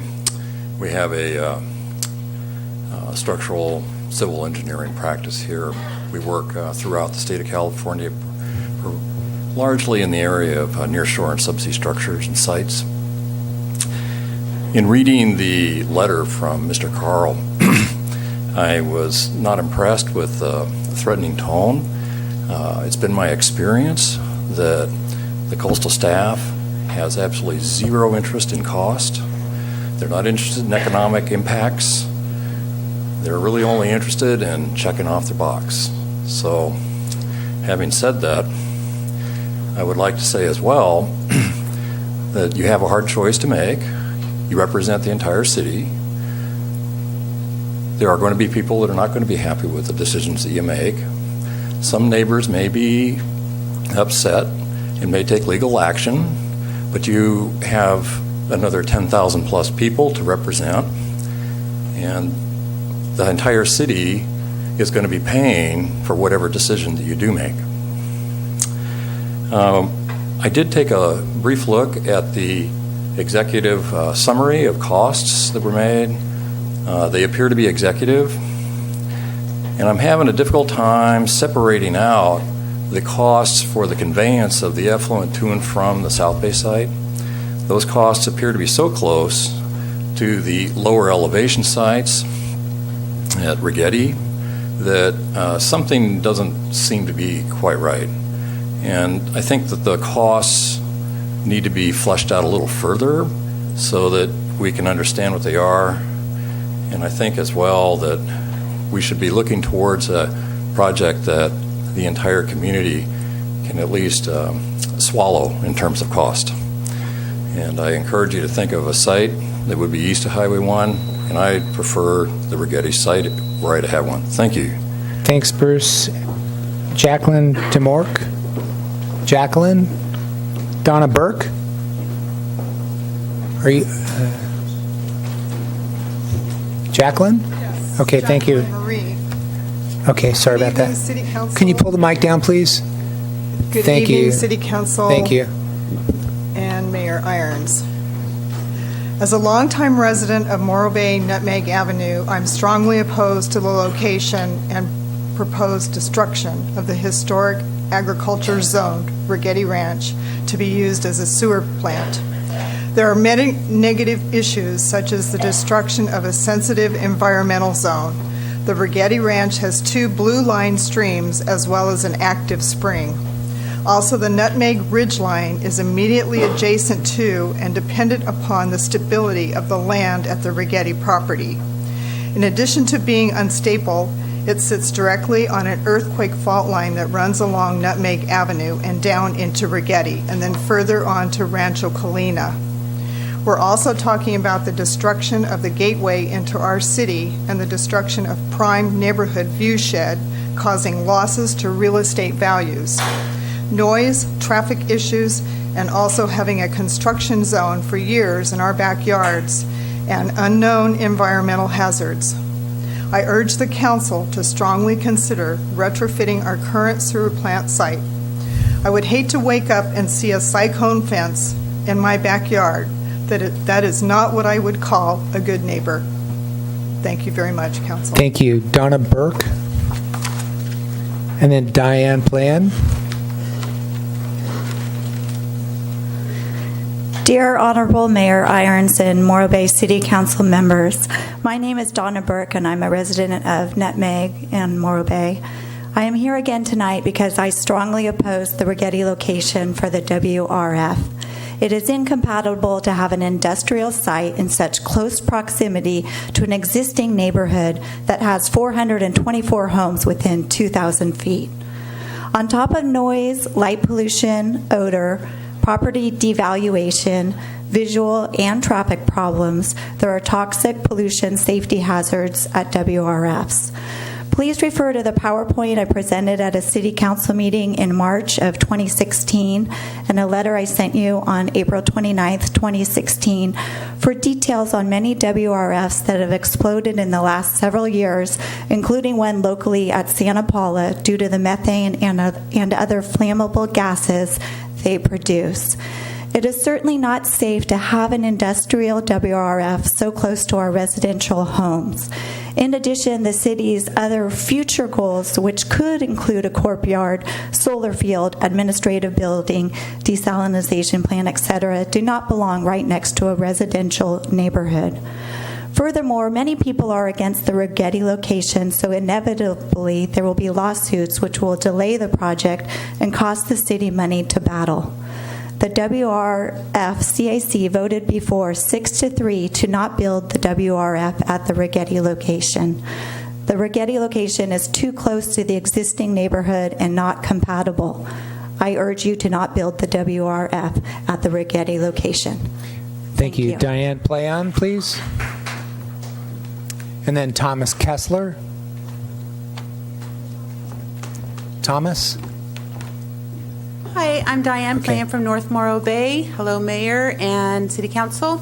I just wanted to say something really quickly. The most important thing is that over and over and over again, we ask that these topics that so many people come from go at the first of the agenda, because we've lost some very valuable speakers tonight that really know what's going on. And it's just seems like it's a pattern. I mean, we've been here till midnight, and it continues, and it seems as though nobody's listening to us. We've been saying it over and over. Please put it earlier. We have people that can't drive home because they can't drive home in the dark. There's people at home that can't stay up this late to watch it. And it just seems like you're here for us, for the residents, and you're not listening to what we're trying to tell everyone. We want to be involved. We want to know what's happening. We want what's best for our children that we're leaving everything to. And then secondly, there's so many sites that you guys are talking about. I mean, literally, you guys need to do some process of elimination. I mean, this is ridiculous. This has been going on for 5 years. If whoever's doing it now can't, you need to get someone new that can just get the job done, because it's not working. It's embarrassing. People are all over the state are seeing things about our town. It's really embarrassing. And I know you guys could do it. I just hope it's sooner than later, because it's irritating to all of us that live here and care about our community, especially the elderly. Thank you. Thank you. Thomas Kessler. And then Dave Burton. Good evening, Mayor and Council. My name is Thomas Kessler, and I'm a resident of Morro Bay. We, as a city, have learned a lot of lessons in the process of building our new wastewater treatment plant over the last few years. If we could go back in time, knowing then what we know now, things might be further along. But we can't do that. We just have to go forward from where we are. The idea of going to the Coastal Commission with the same misguided plan that was rejected by the council 5 years ago would be to ignore all of the progress that we've made. As we've seen in the past few weeks in Texas and Florida, 100-year floods happen. With climate change, they may happen more often than they have in the past. Building a wastewater treatment plant on a floodplain was a bad idea in the 1950s. It's a bad idea now. Let's not throw away any more time and money fighting the Coastal Commission over a plan that we should know probably won't be approved. I strongly urge the council to embrace the hard-won progress we have made on this issue and to move forward with the preferred site. Thank you. Thanks, Thomas. David Burton, and then Jeff Odell. These are all two-minute speaker slips. David Burton. So I just want to come and voice my support for you guys, the council. These are hard decisions, and I don't envy you at all. But I believe you were voted in because you're going to make logical decisions. You're going to think about cost, coastal emission, long-term effects to our water supply, the environment, and I appreciate everything you guys have been doing. You're taking the time to make an educated decision and not an emotional one. There's an old variant saying that better is the enemy of done, a project management one. And, I think you're there now. You can always do more tweaks, more information, keep going back to the board, but kick the can down the road. So the decision you guys are going to make, I'm totally behind. But at some point, you're going to pull the trigger, and no matter what, you're not going to please everyone. So again, I'm really just here to thank you. I know you'll make a great decision. I'm glad I voted you guys, and thank you for the long-term health of Morro Bay. Thanks, David. Jeff Odell, and then Noah Smuckler.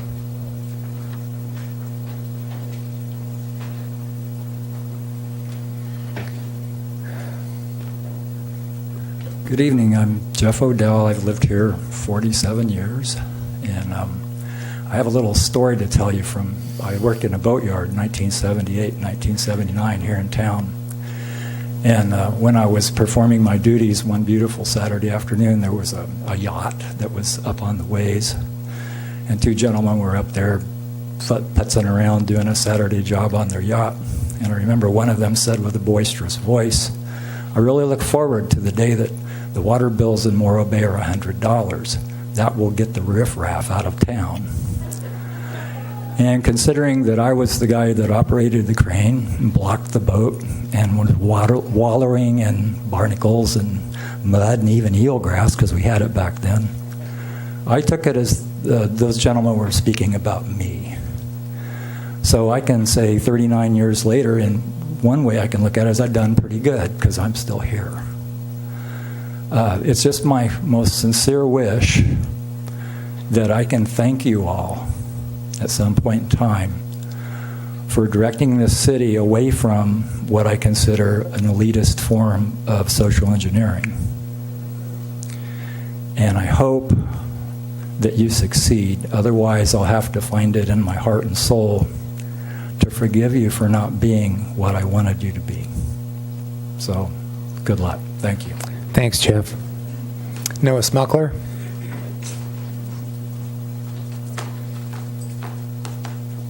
Good evening, council and staff. My name is Noah Smuckler, and wish it was somewhat easier circumstances for me to be visiting tonight, but I guess if it was, I wouldn't be here. So I did want to come tonight. I sent you a letter earlier, and do understand the situation that we're in and how much time and effort has gone into looking at the different scenarios and the options and trying, I think, genuinely to be responsive to all the different concerns. And it's pretty clear to me, and I think all of you and everyone in the room, that we've arrived at a point where we need to make a decision and keep on moving forward, because as we're seeing, time is costing us money, and the longer this goes on, the worse it's going to get. We have good information, and thankfully to some of the details of the project, like the water reclamation elements, we are in a position to receive some very favorable financing opportunities. And as Councilmember Heading laid out earlier, at this point, I'm thinking to myself, if I was sitting up there, I'd be making my decisions calculating what those opportunities mean to us and to the different scenarios of the project. I've also been a long-term proponent for water reclamation, and thinking that here in a drought-prone state like California and on the coast, and knowing that most of our water is state water, we are in a precarious situation, and we need to do everything we can as a community to try to stabilize and set ourselves up to be self-sufficient.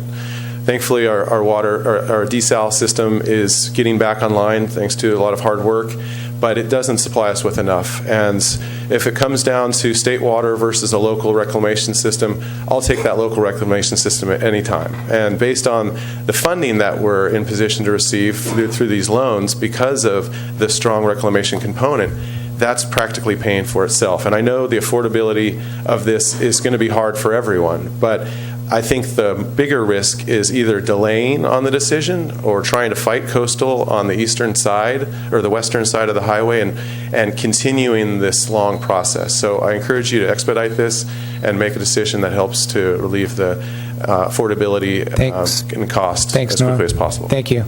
Lawrence McNally, I've got you for 2 minutes. Larry, I've got you down for 2 minutes. Is that right? Yeah. Well, I didn't actually put the amount of minutes.